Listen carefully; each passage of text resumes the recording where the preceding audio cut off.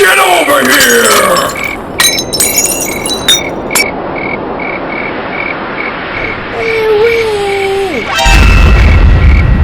The bells. Bad feeling about this.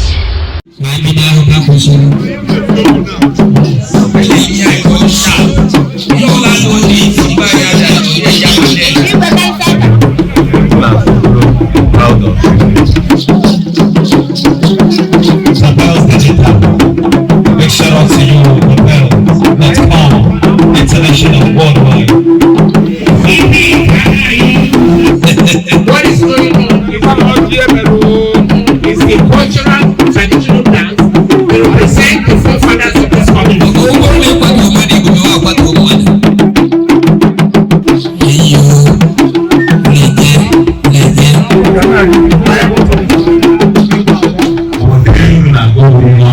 Amen. Okay, man, woman.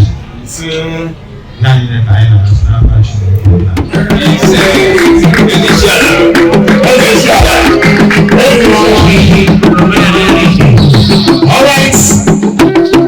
A lot of side attractions will go in. A bus must be won, a girl must be won, motorbike will be won under the name of the traditional rules. The first city of the Chima the most beautiful flower in the history of the Southeast and Southern Nigeria.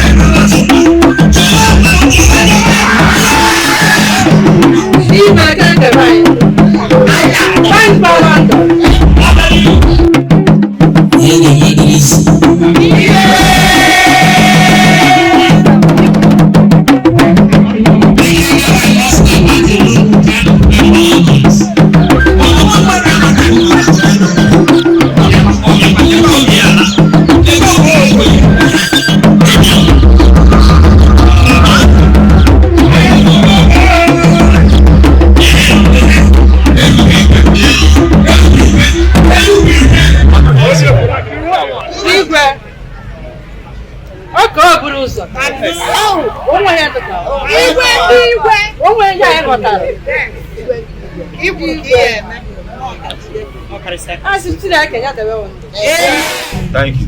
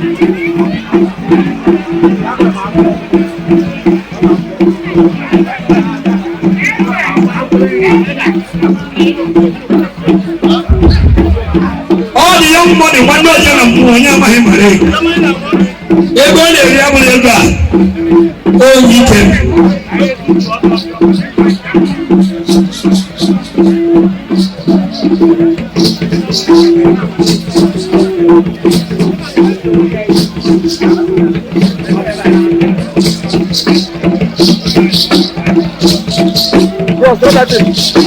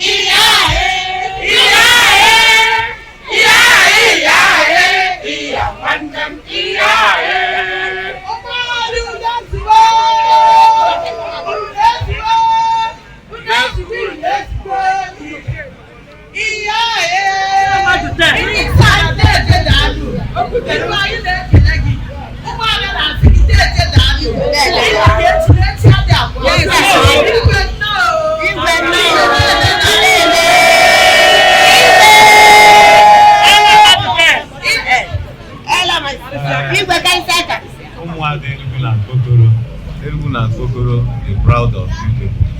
Ahụgwọ m na adịgo more organized. Ahụ na-eweta aka na-adịkwa more organized. Chineke na-enyere unu aka. Chineke na-agọzi unu. Ala Enugu achị ihe oke ekperekwa na mmụọ dị na-achị ndị nna nna anyị ha ga-agọzi unu. A ga-anọnyere unu. Enugu na Nkokoro dị proud. Anyị nwere ezigbo obi aṅụrị inwe ụdị ụmụada anyị nwere n'Enugu na Nkokoro. Unu na-represent onwe unu. Ọnya kacha mkpa representation. Unu represent. Obodo afọ ahụ ụmụada ịma na obodo ahụ all just not the unfortunate that most of our visitors aka bịa. Ọ na ha bịa ọha magana agba oshigharị Enugu na Nkokoro nwere mmadụ because ebe afọ ahụ ụmụada ịma na ụmụ ya na ụmụ agapụ na niile na Chineke ga-agọzi unu. Ihe niile unu na-represent Chineke ga-akwụghachi unu ụgwọ mmaji kwụrụ mmaji n'aha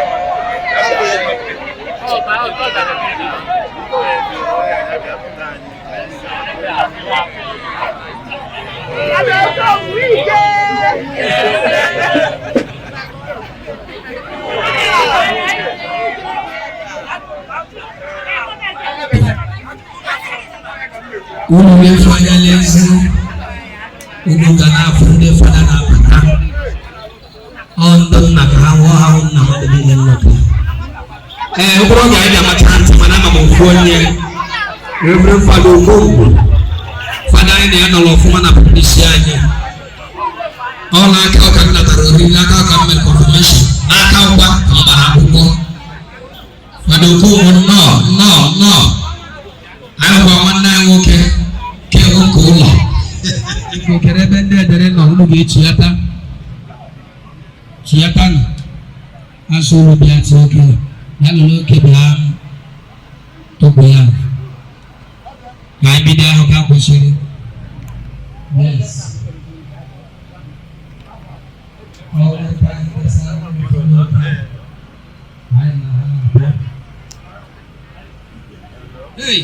ọ kita ka ị mara nke bụ mma ga-enye biko do onye ama mfado bless ya onye agbara m akwụkwọ yeso nwa ahụ nke ndụkwa egwu ọlakwuo mmalaka bless m ezu m ahụ fada wetebela ohichi kemeghe biko doola m ama ha mmụọla ole mme possess m ulubie m akụkọ dawa ka anyị yama nna eyo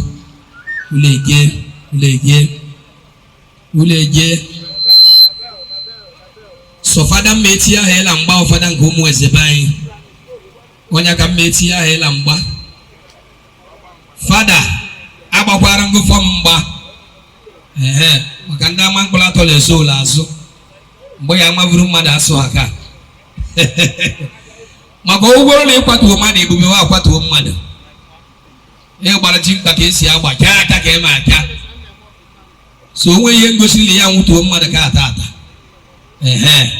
so ọkwara aka ọbịa ebe ọ bụrụ ya gba ewuti oge ewude ahịa n'ala ka ị chọrọ okwu agwụ Yes, you para on na rola wa ke uda ya la la la. Eyi, uleje. Uleje.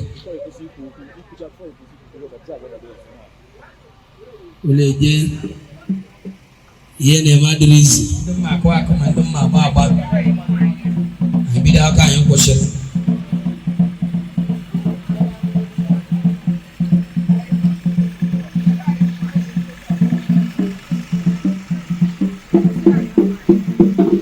Very big guy, Abel Show. We are here at Edere.com. He's the one covering whatever we are doing here today. Tabels Digital. A big shout out to you, Tabels.com, international, worldwide. We're great to see your man, Tabel Show. Alright, we are still over to the Edere dancing skills. And so, this security because men come back up and up with because Kuno control Kana place before someone has up to Jaya.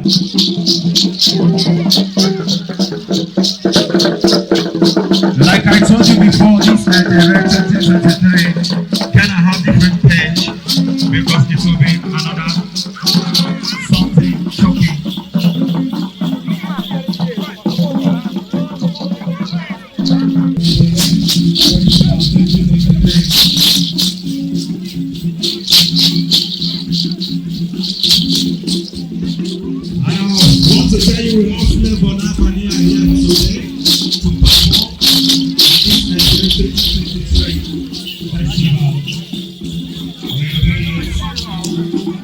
For more information, reach out to DJ.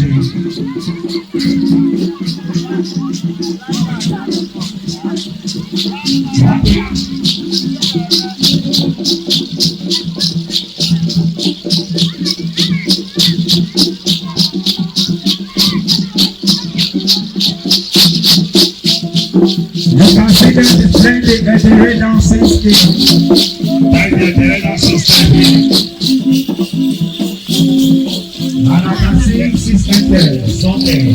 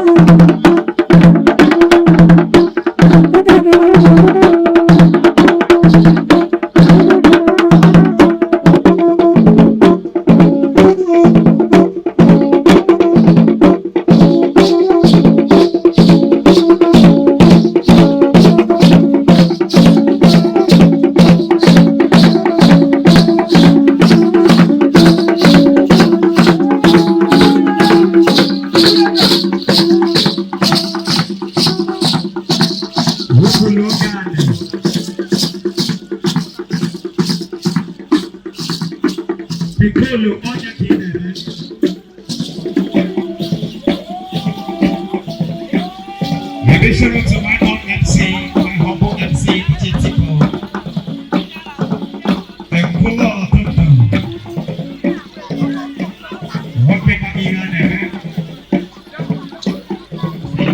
Thank you so much.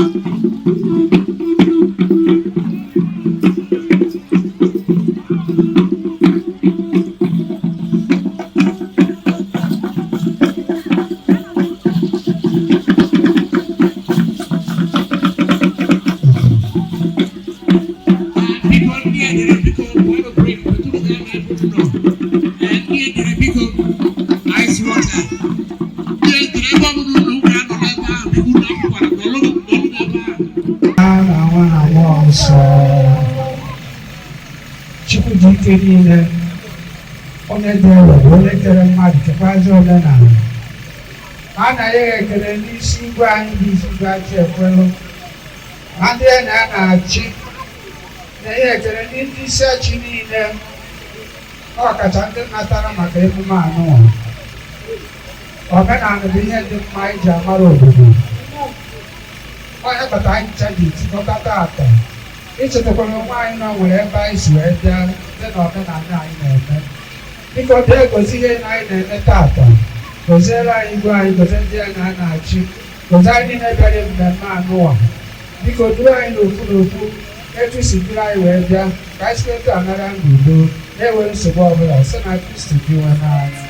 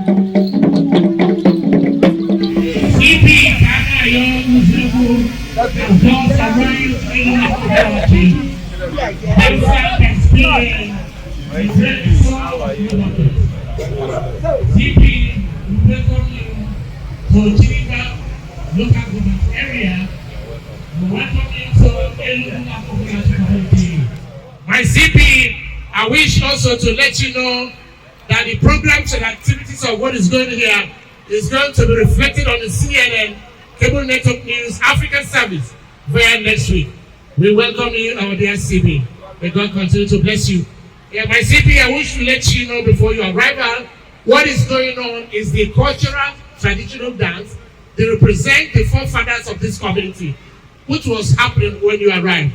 They will continue to do so, and also you are going to witness wrestling competition by this community, in which Ishiana has signed and sealed to deliver. A lot of side attractions will be going out. A bus must be won, keke must be won, autobiking will be won under the bill of the traditional ruler. Your Royal Highness Igwe Achiekwelu, the entire sons and daughters of Enugu Apokolachi, appreciate you for your magnanimity, your humanitarian gesture, philanthropic extraordinaire. No one beats you. God bless you, as it shall. Because Edere, I want you to be up and doing so that CP will see how we do it here. Who stayed Dr. Barrister Peter Ndubisimba. When he paid a courtesy visit to Mr. President, Achiekwelu Tinubu at the presidential villa, he thanks the president. He said, my president, since I have the CP Ghana Yozobu, that crime has reduced to its barest in Enugu State. Enugu is a place you can sleep with eyes closed. All the nooks and crannies of the state. We have branded vehicles in all the streets of Enugu because CP is on the throne. May God bless you, sir. So it will please be for us to do the needful as a nation, as a citizens of Nigeria, for us to observe the national anthem because the CP has just arrived. The national anthem, please.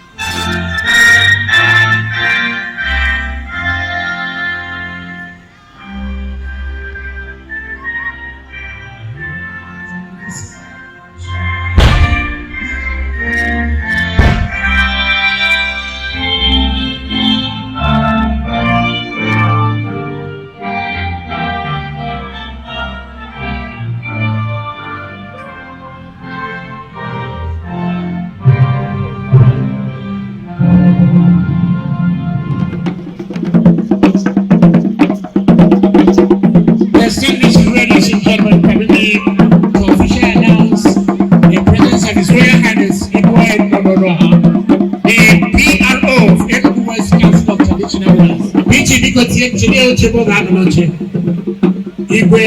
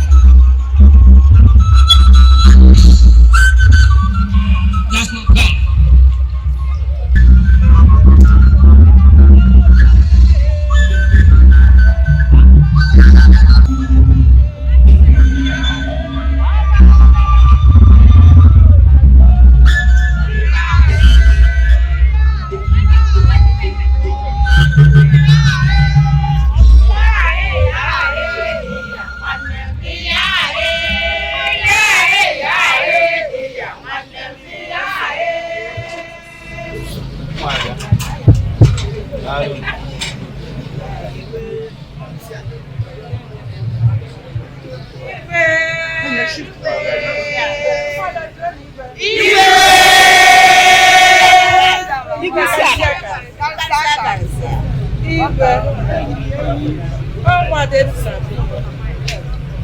Ha bịara ikele. West ka ha prezidenti ọjị a. Iwe kwa ọrụ. Obodo ha ṅụrị. N'ihe ihe eme n'Enugu na Afrịka. Igwe keke banyị ndụ. Banyị gba London. Ị nọ ọnụ ọrịa anyị na-ahụ. Igwe kensi aka.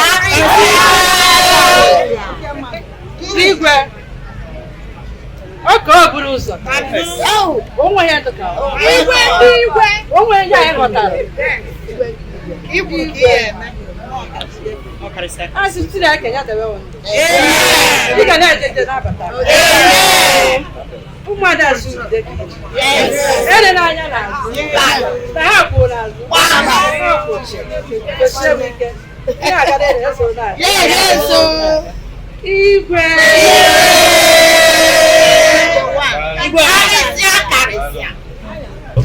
Thank you.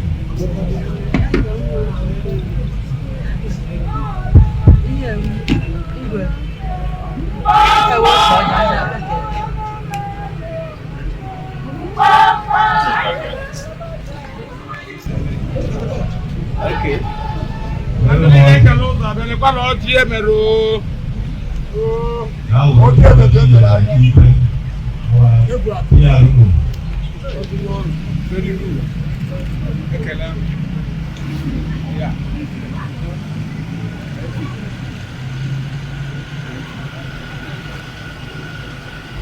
Also,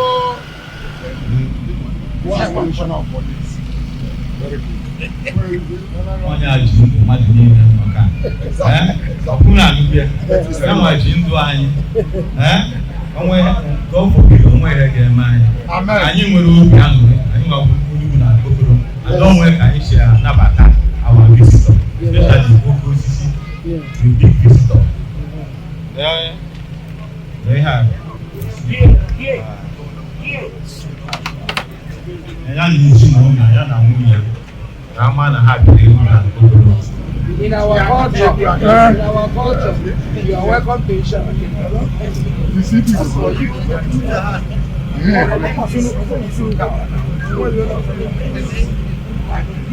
Can I give you?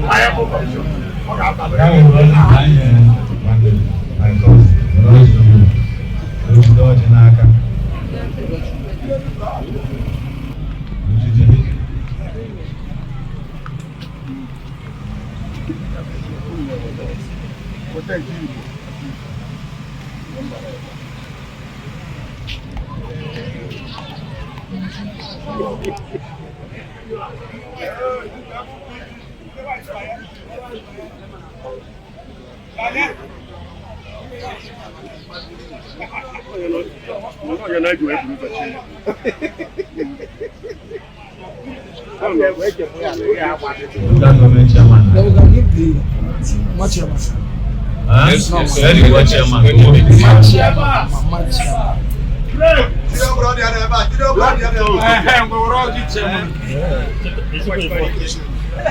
Maka ọnọdụ anyị nke taa na-ekele Chukwu maka ihe ọ na-eme na ndụ anyị ka anyị si ọgbakọba ọ n'ike Chukwu ka anyị ji ọgbakọba ka anyị na-ekele Chukwu maka nke a gụọ na-ayụ ya ka ọ bịa gozie ọjị a ka mmadụ niile nọ ka tati ya ogologo ndụ ahụ isi ike ka anyị tati akụ na ụba anyị ga-eji onye enedo onwe anyị anya anyị ga-eji onye emenyere obodo anyị anyị ga-eji onye na-emenyere enyi aka anyị Chukwu gọzie ọjị a anyị na-atị ya ka anyị tati ya sọsọ ihe ọma ka anyị na-atati ezigbo uche Chineke nna anyị ekene o mmadụ niile ndị ọka ekene o ọgụwa ji ndụ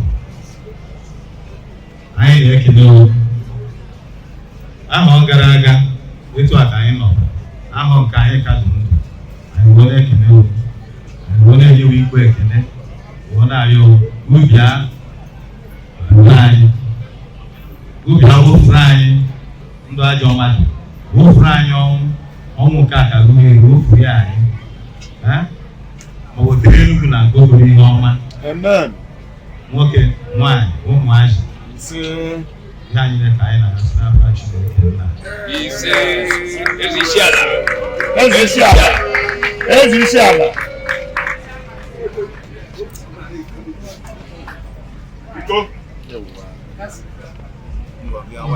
Igwe ọchị omenala ndị Igbo Igwe isi ala thank you.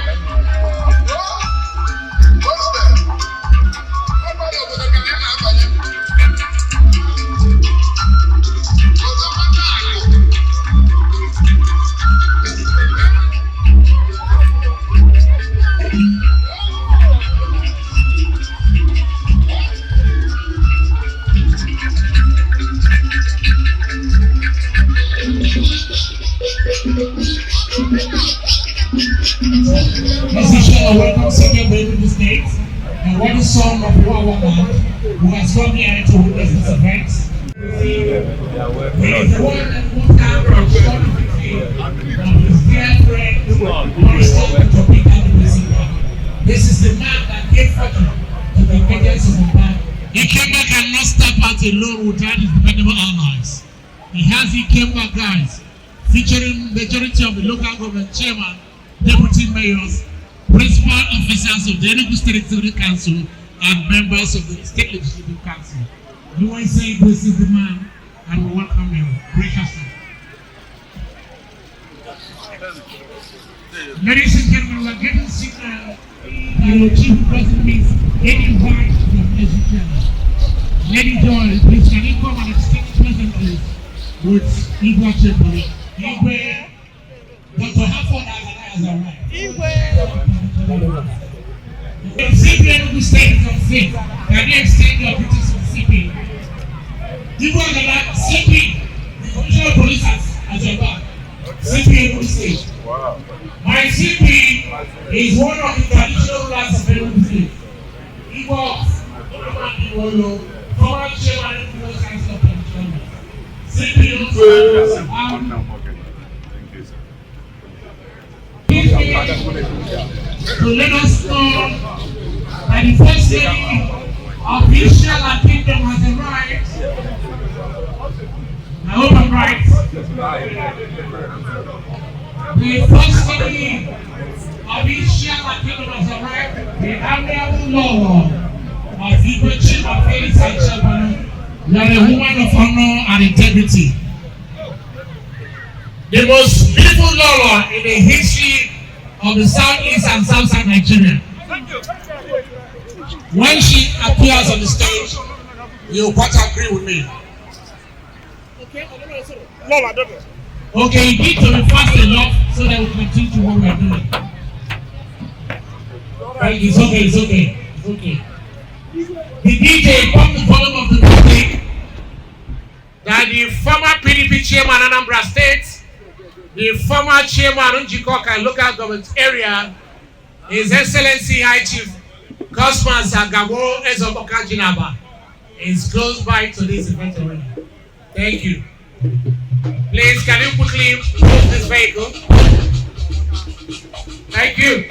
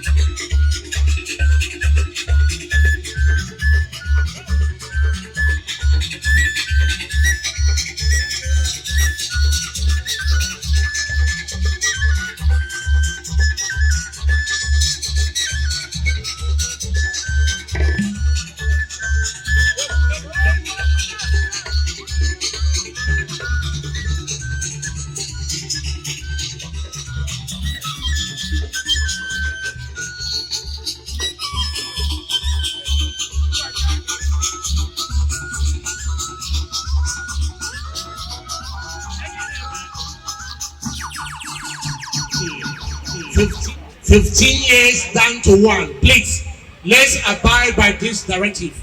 Ndị na-agba mgba ụmụaka na-agba mgba ha ga-ebido kịta maka n'oge adịrọzi. Ndị na-akụ edere do the needful so that we can capture and wrap up this event before we get to the wee hours of the day. According to the speculations, Ikemba Enugu State, a distinguished personality, right honorable, a two-time member of Enugu State House of Assembly, who served as the leader of the House. He served as the chairman, House Committee on Media and Publicity. He went to the National Assembly, became the deputy chairman, House Committee on Banking and Finance. That took him all over the big cities in the USA, London, Asia, and Africa as a continent. Ikemba Enugu State. I beg your pardon. You're welcome, sir. Honorable Ms. Joy Odike, who served the Geneva to the very best of her knowledge and ability, discharging all the dischargeable. A fair epitome of sense, and become a board member Enugu State Civil Service Commission during the last administration. We are anxiously hoping that this government will bring to bear wealth of experience of eminent personalities that calls across the 17 local government areas of Enugu State.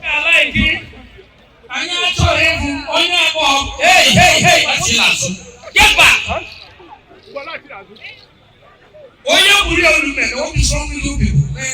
Yeah. Let's go and we'll show you where we get not tradition again. Biko back. Biko asim. Indu na homa kandu elugu la kokondalo beha. Nyena yomade lo and made lo aga beba gado as neat as kwado. Oh we do kengebe.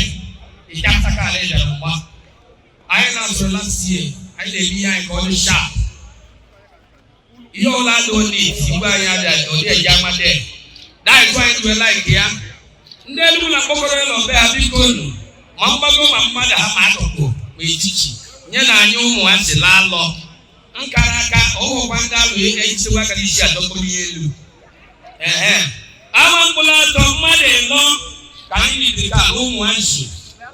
All about so much, let the Pokorano cookie will come. All once. Before you know it, the Amalo of Bonda, if you have no son. So you go down, money lost, Ogama is secret, money lost, Duru Kingdom, money lost, Achiago, money long, Ulu again.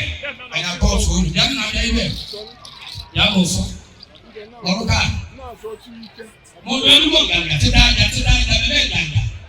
If you go somebody, I can say, yes, you don't get back. And then it's my face, name after. She got all my face. 15 years now, I am my for now. Kerundum Kebinia. ngwa biko mmadụ ole ewetara ezugbo ndị ọzọ nọ n'azụ ọsọ ndị a nọ n'ihu now ndị nọ n'azụ lala azụ bend the hand down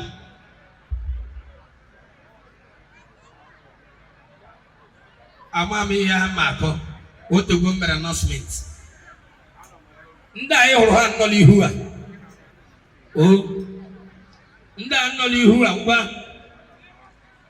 oke ndị oke wa chi agụ ngwa betekwa oluka Bataloka, Weloka. Who not up with the more people? Who not up with more people, please? Who not up with the more people? Don't get enough. Now, I get more. I can be able to be less than a bit. And when my way to Riano, as you said, almost sang a little. You can look me. Oh, I can't. I don't buy it. I got food. I don't know what you done. She like that on your ring. Also, maybe you don't do this. Here, my last 4 years back in years, Garime, Wakamada Mavuri to car, Tuola, Ishiti, I don't know. Now, you're Palo, Okola, Matoporo. Hey, Osufa, you can line of the road, Tuola, I command him. What the what's my color here? Let's say I can put this. No son of son. Jolon, look at the good man. Aye, you might have been a car. Oh, kind of car. I'll pay you there. Or a little bit of my tackle when I go back to Hong Kong. Aye, I walk around.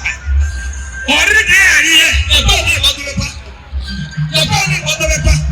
The body of the paper. Yeah. Oh, I go to me.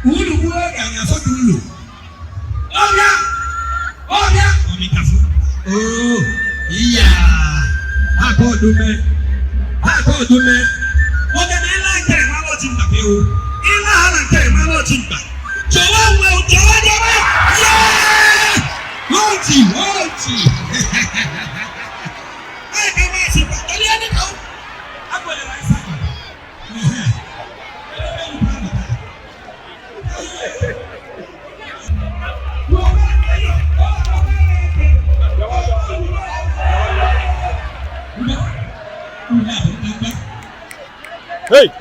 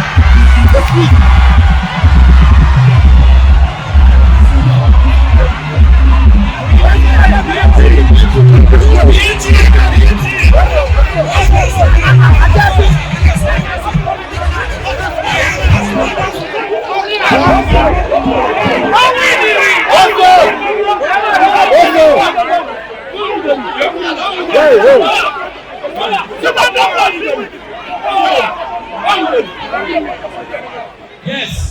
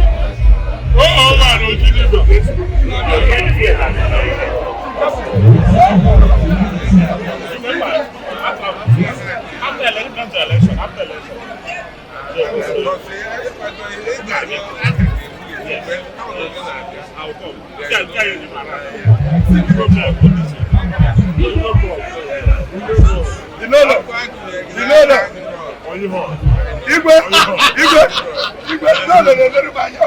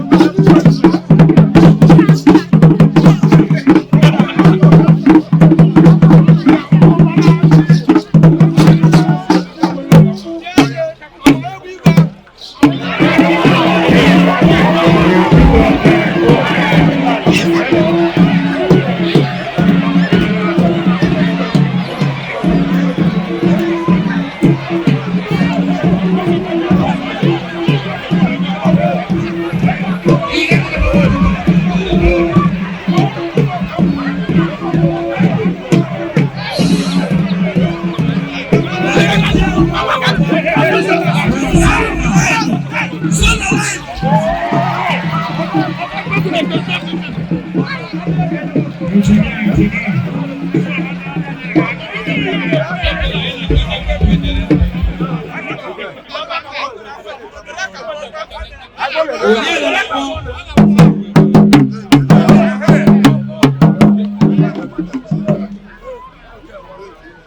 they want to pick up the children, please.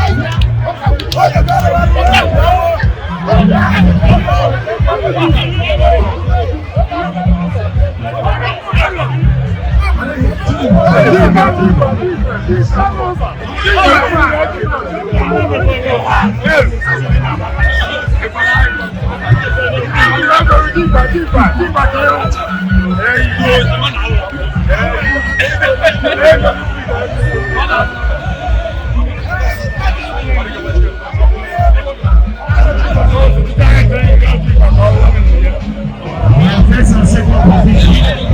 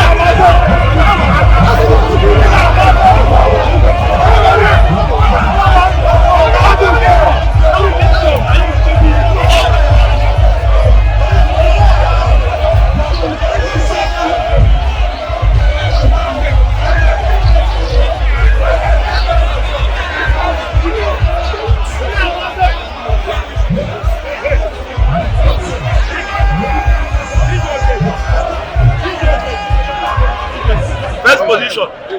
Onye bekee Chijioke. First position. Ana m ekele Chukwu. Ọ dụghị isi. Onye mere mụ nye m ike. Chukwu ka nna ayọ. Amara ka nna ayọ sis ma o mezuru m. Adị m ya lara ekele lara mbuli elu. Mara sọfụrụ n'aha Jesu. Amen. Chijioke onye bekee. Chijioke onye bekee. From Agbadala. From Agbadala. Yes, sir. Congratulations. Yes, sir. Amos Franklin. Amos Franklin. Yes. How are you? I'm happy because man, what the woman are talking but this year, no man, I don't know if I'm second game. Yes, second. Congratulations. I'm Okechi talent in Chibike. Yeah, first time nano Edere. Nano Bunezia name here. But this time I'm not saying I'm straight. Now, as an end with a one year as on editing by a member, let me see I'm not a member. All you are in open to them one. Madam, oh, the narrow room, more second or first. Madam, if I didn't my ever job name, God, I'm making here.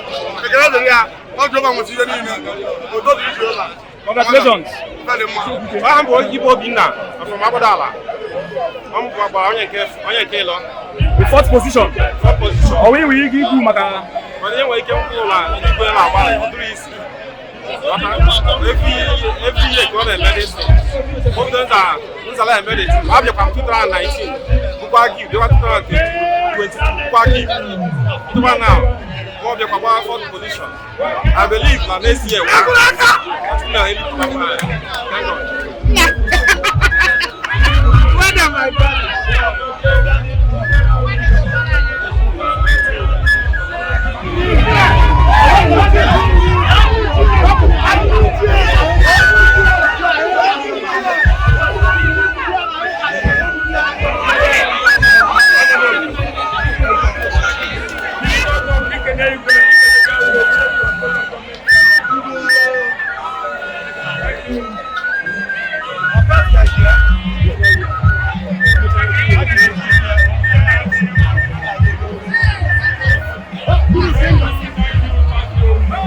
Kingdom.